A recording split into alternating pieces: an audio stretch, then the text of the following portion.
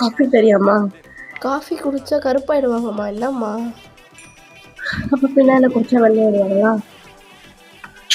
எப்பம்மா உங்க கல்யாணம்? ஏதாவது ஐடியா இருக்கா?